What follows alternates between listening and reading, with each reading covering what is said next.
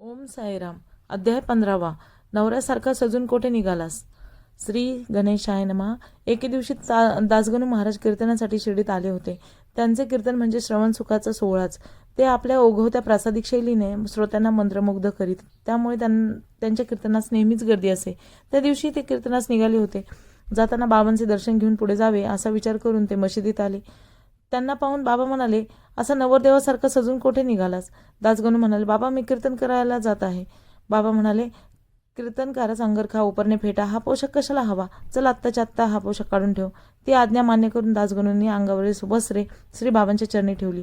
तेव्हापासून ते धोतर नेसून गळ्यात तुळशीची माळ घालून हातात चिपळे घेऊन कीर्तन करू लागले. दासगणू महाराजांचे ओघळ्याने कीर्तन करणे लोकांना बरे वाटत नसे.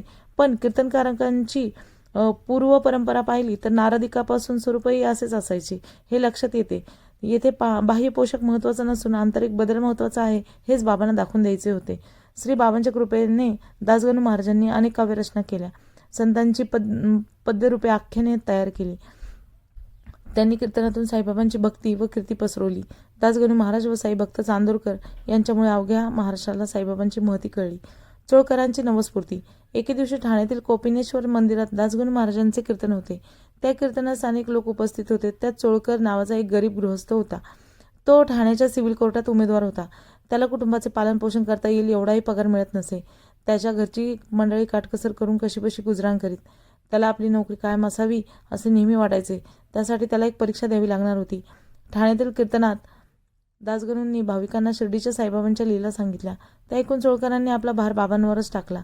त्याने त्यांना काकुळतेने विनंती केली, बाबा माझी परिस्थिती कशी आहे हे आपण जाणताच. मी सर्वार्थाने नोकरीवर अवलंबून आहे. ही नोकरी कायम झाली तर माझ्या बऱ्याच अडचणी दूर होतील. त्यासाठी एक परीक्षा द्यावी लागणार आहे. ती पास होणे गरजेचे आहे. नाहीतर आज माझी उमेदवारीही जाईल. तुमच्या कृपेने मी पास झालो तर दर्शनासाठी शिर्डीत येईल. तुमच्या नावाने खडीसाखर वाटीन. चोळकराने बाबांना नवस केला. अभ्यासही केला. तो परीक्षा पास झाला.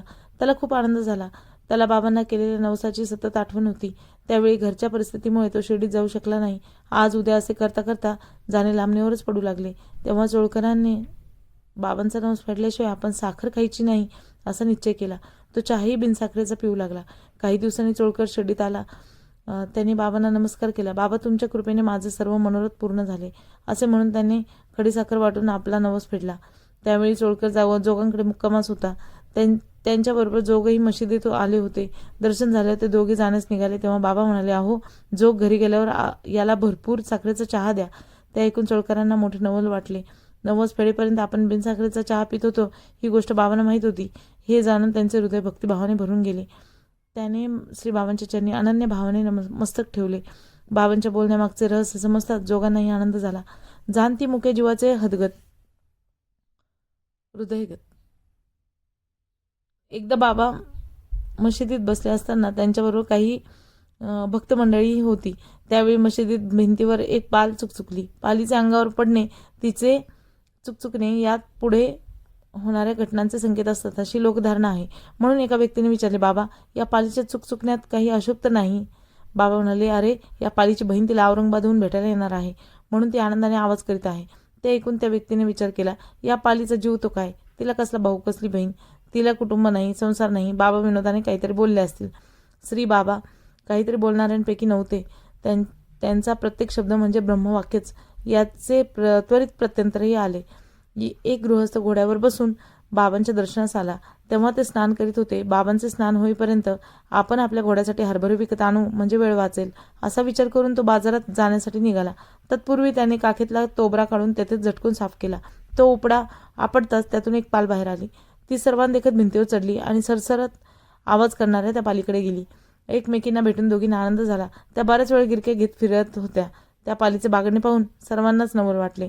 पालीचे एकमेकींचे नाते, त्यांच्या आवाजातील भावना बाबांनी कशा ओळखल्या याचे सर्वांना नवल वाटत होते. अध्याय 15वा समाप्त.